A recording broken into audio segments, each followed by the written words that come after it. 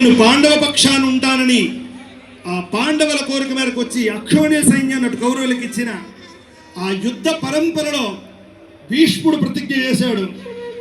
చూడు, కృష్ణుడు ఆయుధం పట్టనన్నాడు, రథసారథ్యం అన్నాడు. కృష్ణుడు చేత ఆయుధం పట్టిస్తానన్నాడు భీష్ముడు. ఒక భక్తుడికి భగవంతుడికి జరుగుతున్న అపురూపమైన ప్రేమపరమైన భక్తిపరమైనటువంటి సంగ్రామం.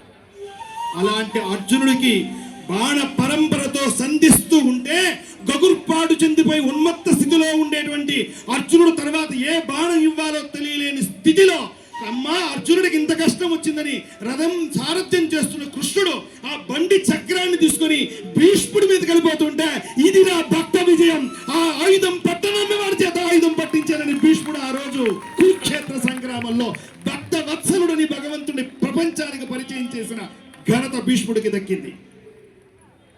పోతనామాచ్యులు ఉప్పించిన కుండలము లెగసకాంతి ఆ వచ్చి పరిగెడుతున్న ఆ భీష్ముడు ధాటికి తట్టుకోవడానికి ఆ రథం నుంచి తిరిగిన కృష్ణ పరమాత్మ ఆ ముంగురులు ముందుకి వెనక్కి కదిలిపోతున్నాయట, ఉద్వేగం అయిపోతున్నాయట.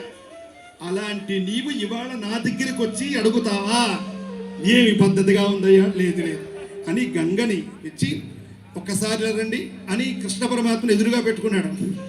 ఎవడు? భీష్మాచార్యులు వారు. కళ్ళమంట నీటి ధార కారిపోతోంది.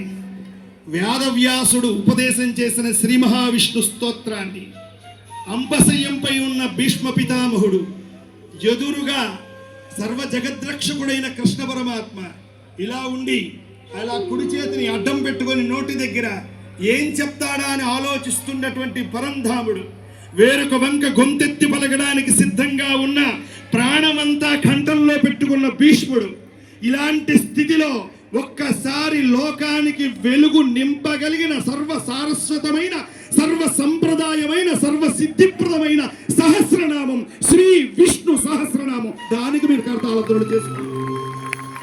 మన ఇందులో కూడా 3 పద్ధతులు చెప్పింది సాంప్రదాయం.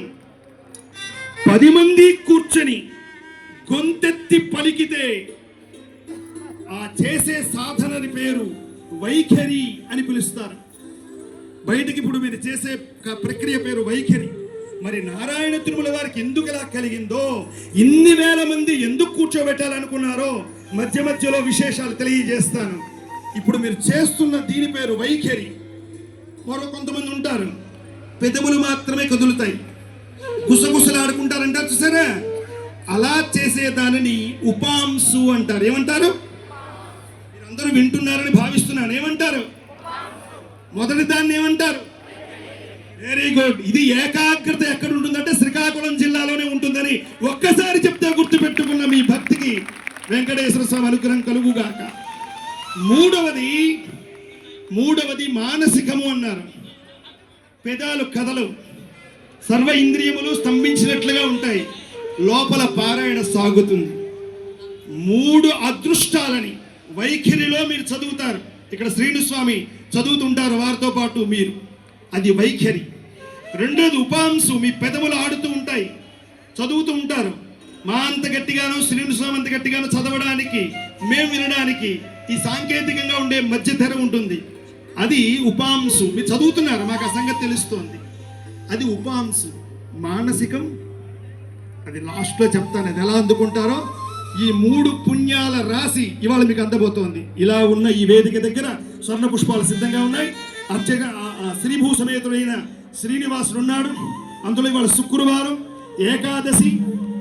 అంత పుణ్యం కాదమ్మా, ఫాల్గుణ శుద్ధ ఏకాదశి. ఇది ఆమలక ఏకాదశి అంటారు. ఏ ఏకాదశి అంటారు? ఆమలక ఏకాదశి. ఉసిరిక చెట్టుకు ఆరాధన చేస్తారు, పరశురాముణ్ణి ఆరాధన చేస్తారు, దామోదరుణ్ణి వాళ్ళు కొలుస్తారు. అన్నింటికన్నా సర్వస్వప్రదమైన శ్రీప్రదమైన లక్ష్మీ అమ్మవారిని ముందు పెట్టారు. శ్రీపాంచరాత్ర ఆగమం శ్రీ సాంప్రదాయం అని పిలుస్తారు. అమ్మ ద్వారానే అయ్యని పొందాలి. శ్రీనుస్వామి వారి పరివారం లక్ష్మీదేవిని ముందుకు తీసుకొచ్చి శ్రీభూ సమేతుడైన వెంకటేశ్వర వారు వెనక్కి పెడుతుంటే ఎప్పుడు ప్రారంభిస్తారు విష్ణు సహస్రనామం అని అనుభవించడానికి సిద్ధంగా ఉన్న సర్వం సహా చక్రవర్తి లాగా తేజోమాన విరాజమానమైనటువంటి ఉత్సవమూర్తులుగా స్వామి దర్శనమిస్తున్న సందర్భంలో శ్రీభూ సమేతుడైన స్వామికి అర్చనా కార్యక్రమ ఉపచారాలు చేసి స్తోత్ర పారాయణకి సిద్ధం అవుతాం. హరి ఓం శ్రీ భూనీళా సమేత శ్రీ శ్రీనివాస